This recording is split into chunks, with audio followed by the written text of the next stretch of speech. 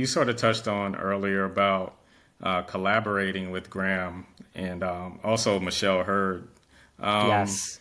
and the conversations that need to be had not only on somewhere in Montana, but just in living rooms or coffee houses all across this country.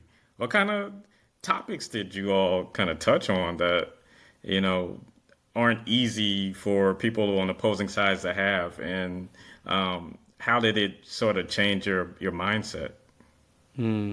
That's a great question. A lot of the topics that we discussed off screen were really honestly the same ones that we discussed on screen with the words of Brandon Smith. I think honestly what it comes down to is once you start to let another person in and give them a chance, right? And start to know them and their values, right?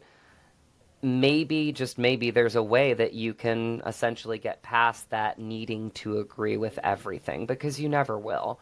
And Hmm. that's a great thing that Brandon did with this, 10-page scene that Graham and I have, is that, we don't agree on everything. And, the conversation that we had when we decided on how to go about this scene was very much in that vein. We wanted it to be authentic and organic and be something that was grounded in a way that spoke to people, where we didn't fall into the traps of being too actory, right? Because this Yeah. is a story of the times in that you don't have to agree with everything. We are two different people at the end of this movie, just like we are at the beginning of this movie.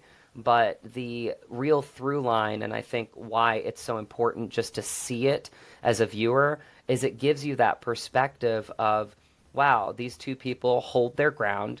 Brandon did an amazing job as writing both of them as alphas, so they are alphas of their own domains, we'll say, and they do butt heads at the beginning, and they do go through that thing that we're doing right now where we instantly judge that person, we instantly cancel that person. I mean, we're human, we're all gonna make mistakes, like we're all gonna suck sometimes, right?